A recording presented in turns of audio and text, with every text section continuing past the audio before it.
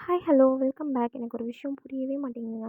நம்மளே காலையில் அறக்க பறக்க வேலை பார்த்துட்ருப்போம். நம்மக்கிட்ட வந்து இது உனக்கு தெரியுமா, இது கூட உனக்கு தெரியாதா, நீலாம் என்ன தான் படிச்சியோ, உங்கள் வீட்டில் உன்னை என்னென்ன தான் வளர்த்தாங்களோ அப்படின்னு சொல்லிட்டு நம்மளை பற்றி நம்மளுக்கே யோசிக்க வச்சுருவாங்க. ஓ, நம்மளுக்கு எதுவுமே தெரியலையோ அப்படின்னு சொல்லிட்டு.